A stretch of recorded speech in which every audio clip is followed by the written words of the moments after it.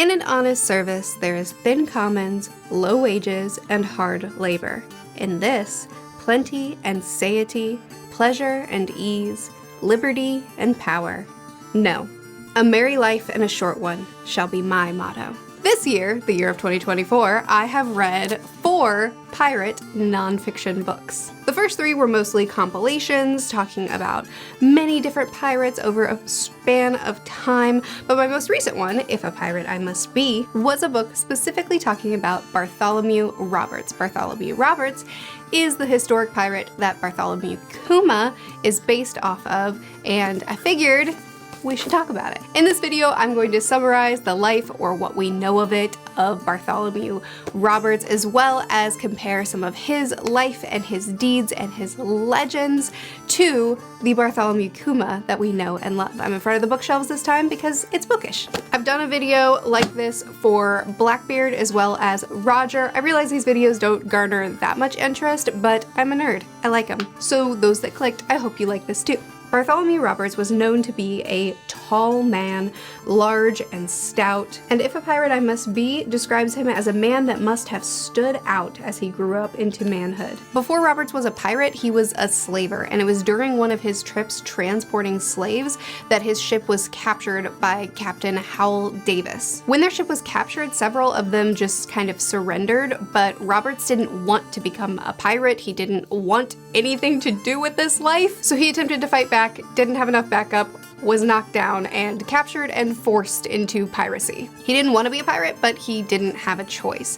It's an interesting contrast to Kuma's beginning as a slave born into enslavement because of his buccaneer blood, and then we have Roberts, Bartholomew Roberts, who was a slaver forced into piracy, which, by the way, a buccaneer was just a specific kind of pirate or privateer in the golden age of piracy. As a slaver, Roberts made approximately £2 a month, but their very first prize that they captured with Roberts on board, Roberts made £100 in that one capture. So it's speculated that he warmed to the pirate life kind of quickly. Even with Roberts becoming a part of the crew and participating in piracy, he still stood out among the crew in his behaviors. He was known to be a sober, somewhat solitary man. He disliked alcohol, which was highly unusual among sailors, and instead preferred tea. It was only his temperament that prevented him from enthusiastically embracing the life of a pirate. Along with having very little interest in alcohol, which was very uncommon among pirates, he also wasn't interested in gambling. He didn't visit brothels when they weighed anchor. He was known to be disciplined and intelligent, and as a pirate in his early pirating career,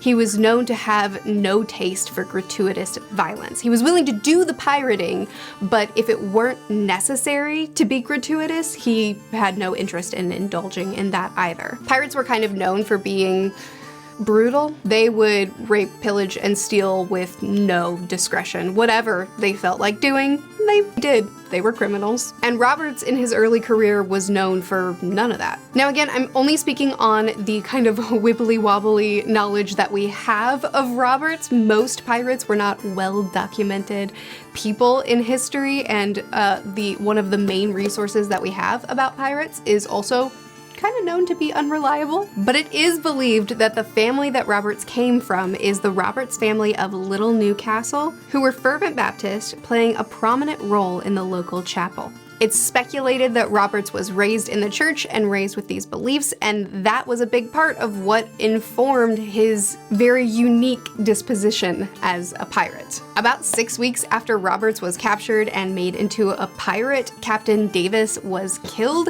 and a new pirate captain was voted on, and surprisingly enough, it was Roberts. He was a great navigator, he was known to be very cunning and smart, and he was said to be able to make anyone fear him.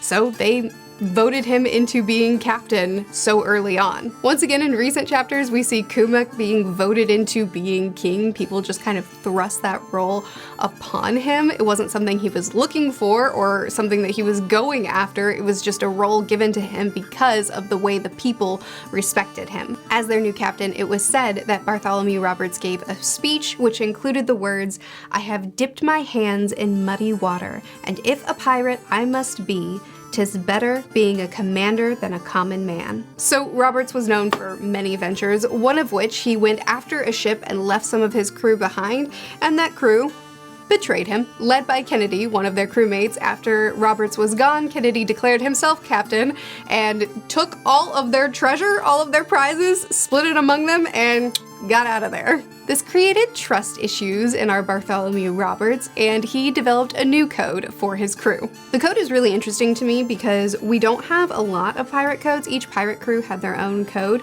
We don't have a lot of them documented really well. Roberts was documented in detail in A General History of Pirates, and then redocumented in If a Pirate I Must Be. I have it marked here because I just read it. There were many things that were probably very common among pirate crews to have as laws, or rules, such as being able to put things to a vote, how prizes were split, making sure to keep their weaponry clean and fit for service. But then there were rules that were very unique to Roberts and his crew, like no gambling, no women or young boys on board at all, and musicians were to keep the Sabbath. They could work every other day, but they needed to keep the Sabbath under Roberts' command. Another interesting parallel between Bartholomew Roberts and Bartholomew Kuma is the press around him. Now, this was common in the Age of Piracy. The press was sort of known to sensationalize pirate stories, which the One Piece world is known to do as well. The Boston Newsletter is one that was known to publish several articles that eyewitnesses gave a different kind of account to. Like one account that said that they set fire to and sank all the shipping. They were described as being giddy and mean and unconcerned about the misfortunes that they were causing to people. But eyewitnesses said that there was one ship that was burned and no one was killed. There are several accounts in here of specifically the Boston Newsletter that would account these, that would create these terrible tales that depicted the pirates as, criminals. They are, but really sensationalize it. And then there were eyewitnesses that would not corroborate it quite so well, which I thought was a really interesting parallel as well to recent chapters where we learned how Kuma earned his name Tyrant, and the answer is falsified press. As Robert's career continued, he became known as one of the most successful pirates in the Golden Age. He took 470 prizes. He created a very unique pirate flag, which most pirates just flew the black flag.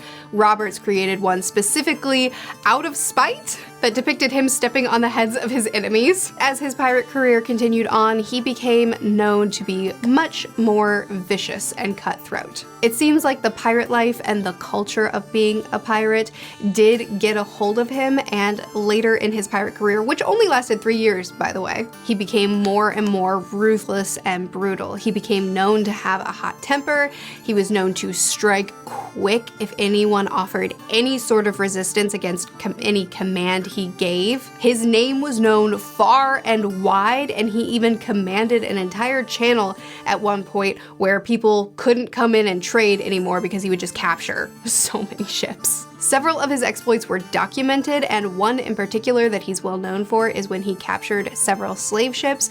Most of them surrendered. One fought back, resisted, refused. So Roberts set the ship on fire and let the whole thing sink, slaves and all. So one could say that Roberts did indeed become a tyrant of the sea. As I said, his pirate career lasted all of 3 years, which is actually pretty good for a pirate, before he died of a very rare case of being shot in the neck in battle, and per his request, he was thrown overboard and buried at sea. So that's a very condensed summary of what we know of the life of Bartholomew Roberts. I really enjoyed reading this specifically for the sake of comparing the legend of Roberts and how Oda kind of took that and molded it into something unique. Roberts starting out working in the slave trade, and Kuma starting out as a baby as a slave. Both of them had a religious background and were known to stand out both in their stature as well as in their demeanor, their kind and gentle demeanor. Both of them had a future that they didn't expect kind of thrust on them, but they took on